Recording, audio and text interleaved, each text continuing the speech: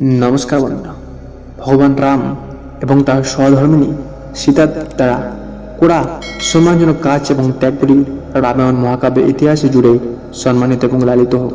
যাই হোক, সীতার গল্পের একটি কম পরিচিত দিক রয়েছে। সীতার অভিশাপ একটি গোপন বাস্তবতা, যা বেদনা এবং যা রহস্য। ভগবান রামের আর্দ্র স্ত্রী সীতা একবার অযোধ্যার মনোরম রাজ্যে একটি ভয়ঙ্কর দুর্দশার মধ্যে নিজেকে আবিষ্কার করেছিলেন। দৈত্যরাজ রাবণ সীতাকে লঙ্কা দেশে বন্দী অবস্থায় অগণিত পরীক্ষা ও দুঃখ কষ্টের স্বীকার করেছিলেন। তার অদম্য বিশ্বাস এবং দৃঢ়তা সত্ত্বেও ট্রয়েজেরি দ্বারা আত্মার উপর যে মারাত্মক দাগ ফেলেছিল, তার দ্বারা তার ভাগ্য তৈরি হবে। রাজ্যের লোকেরা তার বন্দিদশা জুড়ে সীতার সতীত্ব এবং পবিত্রতা নিয়ে সন্দেহ করেছিল, এবং যখন তিনি অযোধ্যায় ফিরে আসেন তখন তার দিকে তাকান। সীতা তার মর্যাদা বজায় রাখার জন্য এবং তার নির্দোষতা দেখানোর জন্য সর্বশ্রেষ্ঠ ত্যাগ স্বীকার করেছিলেন। তিনি আগুনের বিচারের মধ্যে দিয়ে যাওয়ার সিদ্ধান্ত নিয়েছিলেন। অগ্নিশিখা থেকে বেঁচে থাকার মাধ্যমে ভগবান রামের পরে তার অনুগত্য এবং পবিত্রতা প্রমাণ করেছিলেন।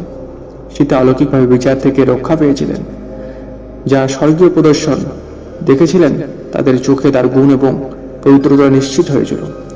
সকলের অজানা যাই হোক, সীতা তার আত্মার দুঃখ ও অপরাধবোধের ভারী বোঝা বহন করেছিলেন।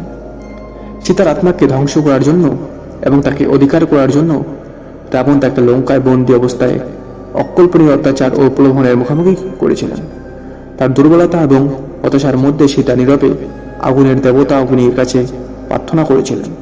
তার কাছে রাবণকে তার থেকে দূরে রাখার জন্য অনুরোধ করেছিলেন। যাই হোক, এটি করতে গিয়ে সীতা অনিচ্ছাকৃতভাবে একটি গুরুতর পাপ করেছিলেন। অগ্নিকে তার পক্ষে মিথ্যা সাক্ষ্য দিতে বলে তিনি তার শান্ত অনুনয় দিয়ে ঐশ্বরিক অগ্নিকে প্রতারণা করেছিলেন। যদিও তিনি সর্বোত্তম উদ্দেশ্যের সাথে সবকিছু করেছিলেন, তার ক্রিয়াকলাপের প্রভাব তার বংশধরদের ভাগ্যকে প্রভাবিত করে আগামী কয়েক বছর ধরে অনুভব করবে। বছরের পর বছর যেতে যেতে সীতা অগ্নির কাছে তার শান্ত অনুরোধের ভয়ানক ফলাফল দেখতে পান। তার নির্বাসনের সময় মরুভূমিতে জন্মগ্রহণ করা লাভা এবং কুশ তার সন্তানরা তাদের প্রকৃত পূর্বপুরুষ কে বা ভগবান রাম ও সীতার পুত্র হিসেবে বর্ণাঢ্য অতীত জানত না বড় হবে।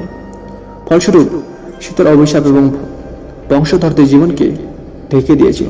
তাদের রাজকীয় বংশের মহিমা এবং মহিমা ছাড়া নির্বাসিত এবং অস্পৃষ্ট জীবনের জন্য নিন্দা করেছিল। তা সত্ত্বেও সীতা কখনোই ভগবান রামের প্রতি তার অনুগত্য বিচলিত হয়নি।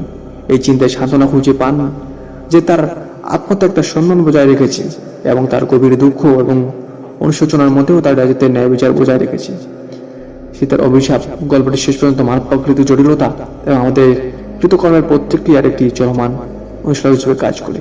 এমনকি যখন তার সর্বোত্তম উদ্দেশ্য দ্বারা অনুপ্রাণিত হয়, এটি আমাদের শেখা যে প্রকৃত পুণ্য হলো আমাদের প্রতিশ্রুতিগুলির মুখোমুখি হওয়া এবং ঈশ্বরের দৃষ্টিতে পুনরুদ্ধারের চেষ্টা করার সাহস।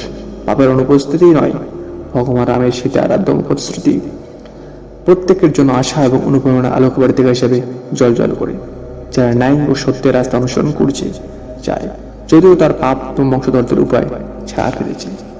বন্ধুরা, এটা আমার খুশি ভিডিওতে চ্যানেল সাবস্ক্রাইব করে জয় হিন্দ, বন্দে মাতরম। আর কোন দেখি জয়।